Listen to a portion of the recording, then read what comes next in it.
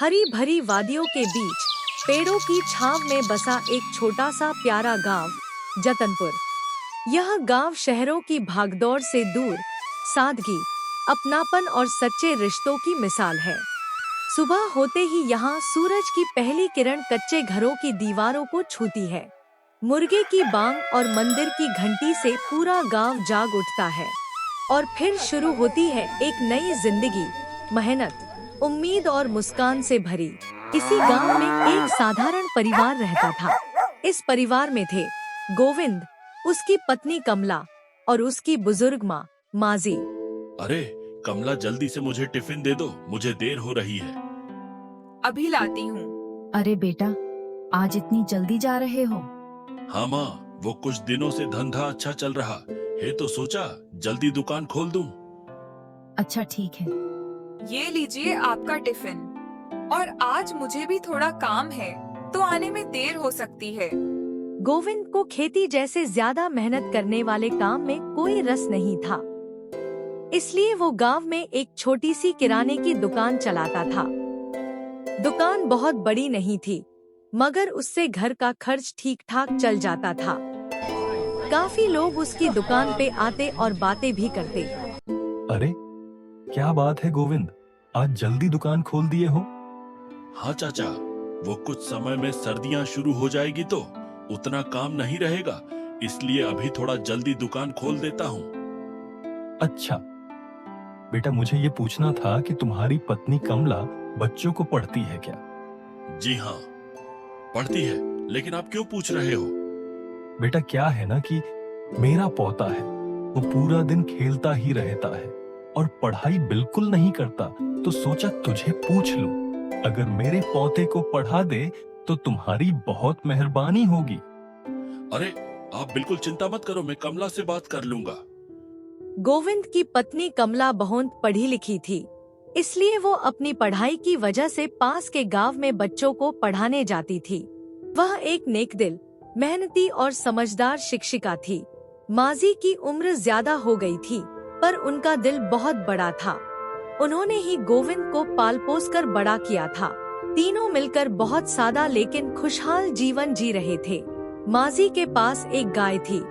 वो हर सुबह जल्दी उठ जाती और गाय को पानी पिलाती। कमला स्कूल जाने से पहले माजी के पैर छूकर आशीर्वाद लेती। गोविंद दुकान खोलने से पहले माँ से पूछता, माँ कुछ चाहिए क्या? बस तुम दोनों खुश रहो, यही मेरे लिए बहुत है। गांव में लोग इस परिवार की बहुत तारीफ करते थे। सब कहते, गोविंद बड़ा संस्कारी बेटा है और कमला तो लक्ष्मी जैसी बहू है। गोविंद और कमला तो अपने अपने काम पे चले जाते, लेकिन माजी घर में अकेली रह के बोर हो जाती थी। इसलिए वो अपनी गाय को लेकर बाहर चली जाती और जाते जाते भगवान से कहती, आपका बहुत बहुत धन्यवाद। आपने मुझे एक अच्छा बेटा और बहू दी जो मुझसे बहुत प्यार करते हैं। आज तो बाहोंत चल लिया, इस पेड़ की छांव में थोड़ी देर आराम कर लेती हूँ। सब कुछ बहुत अच्छा चल रहा था। एक दिन अचानक माजी की तबीयत बिगड़ने लगी। उन्हें तेज बुखार, खांसी और कमजोरी हो गई। कमला ने उन्हें तुरंत डॉक्टर को दिखाया। डॉक्टर ने बताया, चिंता की कोई बात नहीं है, इनकी उम्र ज्यादा है, इसलिए इन्हें पूरा आराम और देखभाल को जरूर है। अब कमला रोज स्कूल जाने से पहले और आने के बाद माजी की सेवा करने लगी। वह उन्हें दवा देती, खाना खिलाती, रात में जागकर देखभाल करती। धीरे धीरे कमला बहुत थकने लगी। स्कूल का काम, घर का काम और माजी की सेवा, सब कुछ एक साथ संभालना उसके लिए मुश्किल होने लगा। कुछ समय बाद कमला के मन में खिन्नता आने लगी। उसे लगने लगा, इस माजी की सेहत खराब होने की वजह से मैं स्कूल नहीं जा पा रही।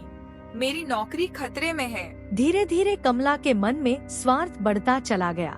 एक दिन कमला ने साफ शब्दों में कहा, देखो जी, मैं रोज स्कूल नहीं जा पा रही हूँ। मेरी जॉब चली जाएगी। माँ की देखभाल के लिए कोई इंतजाम करना पड़ेगा। तो क्या करूं? माँ को कहीं और रहने भेज देते हैं, शायद किसी रिश्तेदार के यहाँ। ये तुम क्या कह रही हो? वो मेरी माँ है। अगर मेरी नौकरी चली गई तो घर कैसे चलेगा?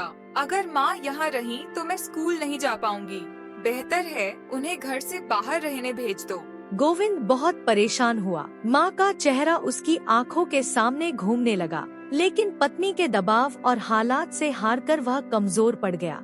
उस रात वह माँ के पास गया। माँ, क्या बात है बेटा? गोविंद की आंखों से आंसू बहने लगे। कांपती आवाज में बोला, माँ, कुछ दिनों के लिए आपको गांव के बाहर रहना पड़ेगा। क्या? ऐसा क्या हुआ? मैंने क्या गलती की बेटा? माजी सन्न रह गई। गोविंद चुप रहा। माजी सब समझ गई। अगली सुबह माजी अपनी छोटी सी गठरी लेकर चुपचाप घर से निकल पड़ी। कमला और गोविंद माँ को जाते हुए देख रहे थे, लेकिन गोविंद थोड़ा भावुक होकर सिर झुकाए खड़ा था। माजी ने पीछे मुड़कर घर को देखा। आंखें भर आईं। माजी मन ही मन बोली, भगवान, यही दिन देखने के लिए मैंने बेटे को बड़ा किया था। मैं रोज आपको धन्यवाद कहती थी कि आपने मुझे इतना अच्छा परिवार दिया था, लेकिन आज वही बेटा मुझे घर से बाहर निकाल रहा है। गांव के बाहर एक पुराने पीपल के पेड़ के नीचे बैठकर वह सोचने लगी, अब मेरा क्या होगा प्रभु? ठंडी हवाएं चलने लगी थी। सर्दी का मौसम आने वाला था। माजी कांपने लगी।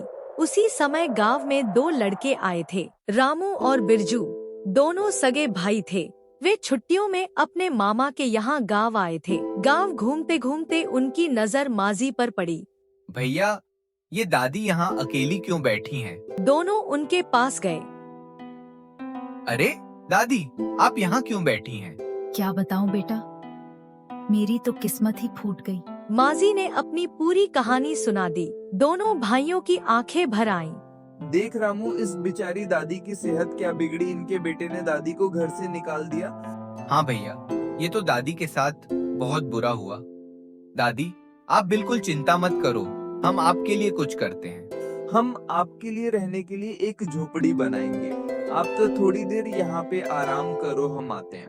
दोनों भाई झोपड़ी बनाने के लिए लकड़ी लाने जंगल में जाते हैं। रास्ते में दोनों बातें करते हैं। ये दुनिया में कुछ लोग कितने गलत होते हैं, नहीं? हाँ भाई, ये तो बिल्कुल सच है। कुछ लोगों को अपने स्वार्थ से ही मतलब होता है। जब तक इंसान को किसी चीज की जरूरत होती है तभी उसको अपने साथ रखता है, और जिस दिन उसकी जरूरत खत्म होती है उस दिन उसको छोड़ देता है। इस दादी की भी कुछ ऐसी ही हालत है। जरूर भगवान ने हमें दादी की मदद के लिए हमको भेजा होगा। कुछ ही समय में रामू और बिरजू सूखी लकड़ियाँ काटते हैं और गांव में ले जाते हैं।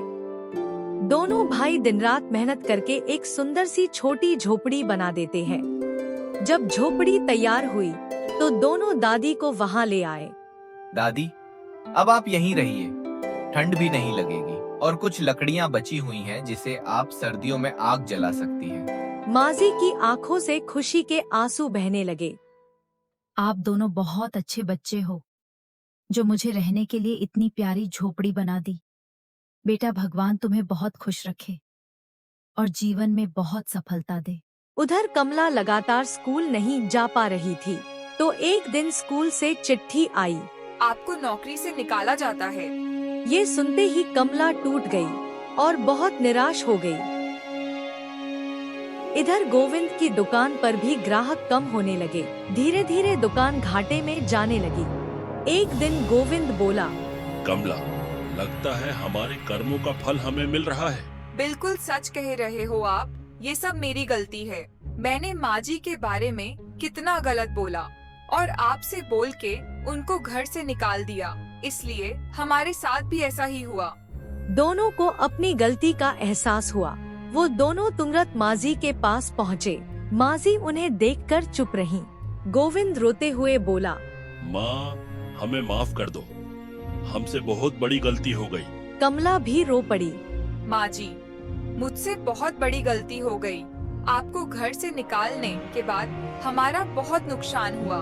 माजी ये सब चुपचाप से सुन रही थी और उन दोनों रोता हुआ देख के बोली, गलती इंसान से ही होती है बेटा, पर समझ जाना ही सबसे बड़ा सुधार है। आप दोनों ने अपनी गलती मान ली, यही सबसे बड़ी बात है। उसी वक्त रामू और बिरजू वहाँ आ जाते हैं। माजी दोनों भाइयों के कारनामे गोविंद और कमला को बताती है। आप दोनों भाइयों ने मेरी माँ जी के लिए इतना सब किया, इसके लिए बहुत बहुत धन्यवाद। कोई बात नहीं अंकल, ये तो हमारा फर्ज है। रामू और बिरजू की कुशलता की वजह से आज एक बिखरा हुआ परिवार एक हो गया। दोनों भाई एक दूसरे के सामने देख के खुश हो गए। बिरजू, किसी की मदद करना कितनी अच्छी बात है। देखना, इस दादी को हमारी मदद से कितनी खुशी मिली। ये बात तो बिल्कुल सच है। इस बार हमारा गांव आना अब सफल रहा। चलो, छुट्टियां खत्म होने में कुछ ही दिन बचे हैं, तो चल थोड़ा अच्छे से गांव घूम लेते हैं।